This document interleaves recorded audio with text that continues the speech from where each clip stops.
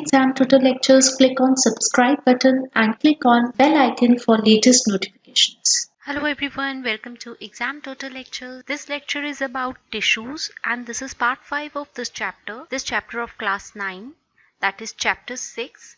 And in tissues, today we will cover the topic epidermis. अभी तक जो हमने टॉपिक्स कवर किए हैं, we have studied about the plant tissues. This is the protective outer covering. सबसे पहले तो plant tissues में क्या होते हैं, division meristematic tissue and permanent tissues. Meristematic tissues के ऊपर हमारा एक lecture है, we have already covered it, and after that we covered permanent tissue जो कि डिवाइडेड है simple permanent tissue and complex permanent tissue. Simple permanent tissue is further divided into parenchyma, collenchyma and sclerenchyma. Till last हमने ये part cover किया था sclerenchyma तक, जिसमें हमने स्क्लेरेन्काइमा फाइबर्स एंड स्क्लेरेट्स के बारे में भी पढ़ा. सो इसके बाद क्या होता है, हमें पढ़ना है epidermis, which is the outer layer, outer protective layer present in plants.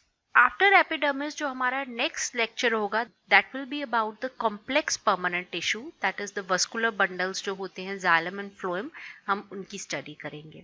So let's start with a topic. हम अपना टॉपिक स्टार्ट करते हैं एपिडर्मिस. एपिडर्मिस के लिए सबसे पहले एक छोटा सा एक्सपेरिमेंट देखते हैं. कहाँ पे एपिडर्मिस होते हैं? It is present all over the plant. It is a protective layer. So जैसे एक लैब में एक्सपेरिमेंट अगर करें तो रोयो लीव्स ये होते हैं, दीज लीव्स, इसको प्लग करके कट करते और स्ट्रेच करते एक पतली सी लेयर कट पे आपको नजर आएगी. आप उसे पील ऑफ करो और जेंटली पेट्री डिश में रखो और सेफ्रोनिन उसमें डालो. हम उसमें फ्यू ड्रॉप्स ऑफ सेफ्रोनिन डालते हैं तो हमें इस तरह से लेयर ऑफ सेल्स नजर आते हैं, विच इज एपिडर्मिस. सो ये क्या है? This is the outermost layer of cells. ये प्रोटेक्टिव लेयर होती है, एक सिंगल लेयर होती है सेल्स की. It is not double triple. ऊपर एक पतली सी लेयर होती है, सिंगल लेयर ऑफ सेल्स होती है. कुछ प्लांट्स में जैसे जो ड्राई हैबिटेट्स में रहते हैं, जिन्हें हम जीरोफाइट्स भी कह देते हैं, ये जो ड्राई हैबिटेट्स में प्लांट्स रहते हैं उनमें एपिडर्मिस थिक भी हो सकता है. एपिडर्मिस उसमें थिक भी हो सकता है as comparative to normal plants जिसमें हम कह रहे हैं कि सिंगल लेयर ऑफ सेल्स है. तो थिकर एपिडर्मिस जीरोफाइट्स में होता है. और उसका रीजन क्या है? हर चीज का एक रीजन होता है नेचर में. सो रीजन क्या है कि उसको प्रोटेक्शन चाहिए against the water loss, because वहां पे वाटर काफी क्रिटिकल एक फैक्टर है, वाटर का होना. कई बार वाटर नहीं प्रेजेंट होता तो वाटर लॉस जो है वो नहीं होना चाहिए ज्यादा से ज्यादा. So that is why epidermis जो है वहां पे थिक आपको मिलेगा. सो इस तरह से जो भी आपको जीरोफिटिक प्लांट्स जिन्हें हम कहते हैं ड्राई हैबिटेट्स में जो प्लांट्स होते हैं. आगे हम प्रोसेस देखेंगे कि ये लॉस ऑफ वाटर क्या है. उस लॉस ऑफ वाटर को हम ट्रांसपिरेशन कहते हैं, इसको हम अभी पढ़ेंगे. एंड ये चीज जीरोफिटिक प्लांट्स में कम होती है. वाई? बिकॉज इनका एपिडर्मिस थिक है as comparative to the plants which is present at the normal places. The entire surface जो प्लांट का है उसमें ये कवरिंग होती है, पूरा प्लांट के ऊपर कवरिंग है एपिडर्मिस की, एपिडर्मिस सेल्स की, और ये प्रोटेक्ट करता है प्लांट पार्ट्स को. ठीक है, it is a protective layer you can say of the plants. So जो एरियल पार्ट्स होते हैं एक प्लांट के, दे ऑफन सिक्रीट एक वैक्सी सा मटेरियल होता है, वैक्सी सा सब्सटेंस होता है जो कि वाटर रेजिस्टेंट होता है. तो ये एक लेयर सा बना देता है वैक्सी सब्सटेंस का ओवर द आउटर सरफेस. और इसका पर्पस क्या होता है? It helps in the protection against the water loss. Water loss ज्यादा से ज्यादा ना हो, मैकेनिकल इंजरी ना हो, और ना ही कोई इन्वेजन हो बाय द पैरासिटिक फंगस. ठीक है, इन्वेजन मतलब कि प्लांट के अंदर कोई फंगस ना आ पाए. सो दैट इज वाई एक वैक्सी सा सब्सटेंस प्लांट के आउटर सरफेस पे होता है. It has a protective role to play. तो इसीलिए कहीं पे भी गैप नहीं होना चाहिए एपिडर्मल सेल्स पे. It has a protective role to play, protection provide कर रहा है. तो जो सेल्स होते हैं एक एपिडर्मल टिश्यू के, वो कंटिन्यूस होते हैं, यू कैन सी हियर, और इनके बीच में इंटरसेल्यूलर स्पेसेस नहीं है. कंटिन्यूस होंगे तभी तो प्रोटेक्शन प्रोवाइड कर पाएंगे. अगर इंटरसेल्यूलर स्पेस होंगे तो फंगस या कोई भी outer material, even the water भी लॉस हो जाएगा, मैकेनिकल इंजरी भी हो सकती है. सो दैट इज वाई ये सेल जो होते हैं ये कंटिन्यूस होते हैं, कंटिन्यूस लेयर है without intercellular spaces. They are relatively flat and outer and side walls thicker होती हैं देन द इनर वॉल, और इसका रीजन होता है to provide protection against the mechanical injury. अभी इसमें एक चीज आप देखेंगे, जैसे कि हमने पीछे एक्सपेरिमेंट किया था लीव्स को लेके, उसपे आप इस सब्सटेंस को इस तरह से एक होल्स देख रहे हैं यहाँ पे। ऐसे होल्स को क्या कहते हैं? They are known as stomata. Stomata एक प्लांट में बहुत इंपॉर्टेंट रोल प्ले करता है, ठीक है। ये प्रोटेक्टेड होता है दो किडनी शेप्ड सेल से, एक होल सा है इन बिटवीन। अब इसका पर्पस क्या है इन स्टोमेटा का? जैसे कि ये एपिडर्मिस है, एपिडर्मल सेल्स है, उनके बीच बीच में ये पोर्स होते हैं, एंड ये पोर्स के जो पोर्स ऐसे नहीं बस पोर्स हैं, उनके साइड पे दो सेल्स हैं जो स्पेशली इनका शेप किडनी शेप्ड है, और इनको क्या कहते हैं? Guard cell. जैसे कि इनका नाम है गार्ड सेल। अब स्टोमेटा का पर्पस क्या है? They are necessary for exchanging gases with the atmosphere. Atmosphere से जो गैसेस एक्सचेंज करनी है, बिकॉज आपको पता है लीफ में फोटोसिंथेसिस होता है, कार्बन डाइऑक्साइड अंदर आएगा तो ऑक्सीजन बाहर जाएगा। सो ये जो एक्सचेंजेस होती हैं वो कहाँ से होती है? वो स्टोमेटा से होती हैं। Even not only the exchange of gases, transpiration also takes place in the leaf. What is transpiration? ये एक टर्म है, वेरी इंपॉर्टेंट टर्म जो हमें पता हो, that is the loss of water in form of water vapour. एक plant जो है वो वाटर वेपर भी एक्सचेंज करता है with the atmosphere. Loss of water एक प्लांट में कहाँ से होता है? लीफ से।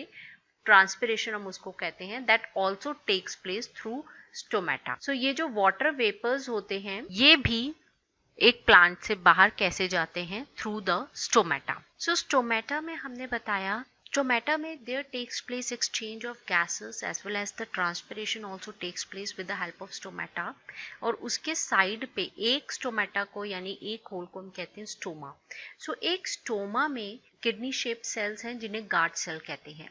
गार्ड सेल का क्या काम होता है? ये अपनी शेप चेंज करता है अकॉर्डिंगली कि कितना वाटर को वो प्रोटेक्ट करेगा इनसाइड द लीफ और कितना वाटर को वो बाहर जाने देगा। जब वाटर लॉस को प्रिवेंट करना है, नहीं जाने देना, एक्सचेंज नहीं होने देना, ट्रांसपिरेशन बंद करनी है, तो वो अपना शेप चेंज करके इस होल को, स्टोमा को बंद कर देता है, ठीक है। श्रिंक हो जाता है एंड स्टोमा क्लोज हो जाता है। एंड इसका उल्टा क्या है? जब वाटर ट्रांसपिरेशन होना है तो ये किडनी शेप सेल्स जो हैं ये स्वेल हो जाएंगे, there will be the change in their shape, जिसकी वजह से स्टोमा ओपन हो जाएगा। इसकी detail is not required at this moment, that we will study later. So this is about the stomata जो कि लीफ एपिडर्मिस में प्रेजेंट होता है। सो आपने एपिडर्मल सेल्स जैसे हमने बताया, they are present all over the plant, और ये रूट्स में भी प्रेजेंट होते हैं। रूट्स आपने अगर देखे हैं किसी प्लांट के तो यू मस्ट हैव सीन कि जो रूट्स होते हैं इनमें इस तरह से रूट हेयर्स होते हैं, पतले पतले से हेयर्स होते हैं। इन हेयर्स का क्या पर्पस है? इन हेयर्स का, जो रूट हेयर्स का पर्पस होता है, epidermal cells of the roots, जो एपिडर्मल सेल्स होते हैं रूट्स में, उनमें रूट हेयर्स होते हैं जिससे कि वाटर एब्जॉर्प्शन होता है। रूट्स का काम क्या है? वाटर एब्जॉर्ब करना, और रूट हेयर की प्रेजेंस होने की वजह से ये ज्यादा सरफेस एरिया बन जाता है for the absorption. They greatly increase the total absorptive surface area. You can see here, ये जिस तरह से एपिडर्मल सेल्स है, कंटिन्यूस लेयर है, तो इसमें जो रूट हेयर है इस तरह से एक प्रोजेक्शंस होते हैं जो कि बाहर निकल रहे हैं एपिडर्मल सेल में से, एंड इसमें न्यूक्लियस भी प्रेजेंट होता है, एंड इनका पर्पस है to increase the maximum absorptive surface area. Like the epidermal cells, they have the root hair. So this is how the epidermal cells present in the roots. इसके अलावा जो डेजर्ट प्लांट्स होते हैं जिन्हें हम जीरोफाइट्स भी कहते हैं, जैसे हमने बात की थी, उनके ऊपर एक थिक वैक्सी कोटिंग मटेरियल प्रेजेंट होता है और उसे हम क्या कहते हैं? क्यूटिन। काफी इंपॉर्टेंट टर्म है। क्यूटिन क्या होता है? It is a thick vaccine coating of cutin. Cutin is a chemical substance जो कि वाटर प्रूफ क्वालिटी का होता है, ठीक है, on it's outer surface. And जिस तरह से आप ये लीफ देख सकते हैं, थिक वैक्सी कोटिंग है इसके ऊपर, ये वाटर को सीप इन नहीं होने देता, प्लांट के अंदर नहीं जाने देता, वाटर रूट्स में से जाएंगे, एंड ऑल्सो कोई और अगर मॉलिक्यूल्स हैं वो भी प्लांट के अंदर सीप इन नहीं होने देता. सो this is the adaptation of provided by the cutin. इसके अलावा जो आउटर लेयर है, अगर हम आउटर लेयर देखें किसी ब्रांच की, एक ट्री की, आपने देखा होगा एक यंग स्टेम अलग होती है देन द ओल्ड वन. ठीक है, ओल्ड ब्रांचेस जो हैं वो ब्राउनिश हार्ड हो जाती हैं एज कंपैरेटिव टू एक यंग स्टेम जो है. उसका रीजन क्या है कि जैसे जैसे प्लांट ग्रो होता है, ओल्ड होता है, जो आउटर प्रोटेक्टिव टिश्यू है एपिडर्मिस जो हम कह रहे हैं, दे अंडरगो सर्टेन चेंजेस. उसमें क्या होता है, जो सेकेंडरी मेरिस्टम होता है, उसमें जो आउटर प्रोटेक्टिव लेयर है, जो प्रोटेक्टिव टिश्यू है, वो उसमें कुछ चेंजेस होता है एज द प्लांट. होता क्या है, जो सेकेंडरी मेरिस्टम है कॉर्टेक्स में प्रेजेंट है, वो कन्वर्ट हो जाता है एक डेड सेल में, that is cork. They convert to cork, which is a dead, compactly arranged cells होते हैं. इस तरह से कॉर्क सेल्स बन जाते हैं. प्रोटेक्टिव टिश्यू जो लेयर होती है सेकेंडरी मेरिस्टम की, वो डेड सेल्स में कन्वर्ट होती जाती है. एंड कॉर्क की वॉल्स में एक थिक मटेरियल प्रेजेंट होता है, दैट इज सुबेरिन. ये वॉल्स में उनके प्रेजेंट होता है which makes them impervious. Impervious means pass नहीं होने देता to the gases and water. So this is the difference between the branch of the old plant as well as the new branch, new stem जो आती है, young stem. इनमें ये difference होता है. जो cork present होता है वो old branches जो होती हैं tree की, उसमें present होता है. So this was all about the protective tissue, that is the epidermis. हमने पढ़ा. In our next video we will study about the complex plant tissues, very important for the absorption of water as well as the nutrition. तो जैसे हम कह रहे हैं कि root से एब्जॉर्ब हो रहा है, प्लांट लीफ से कहाँ से एब्जॉर्ब होगा, कहाँ से नहीं होगा, इन डिटेल हम ये एब्जॉर्प्शन जो है nutrition by the plant as well as the water absorption, वो हम अपनी कमिंग वीडियोज में पढ़ेंगे. Stay with us and don't forget to subscribe our channel, that is exam total lectures. And like जरूर करिए video, like is very important for us. And also click on the bell icon. Bell icon से क्या होगा, whenever the next video is uploaded, next part of this chapter is uploaded, you will get a notification to like, share and comment. That's all for this lecture.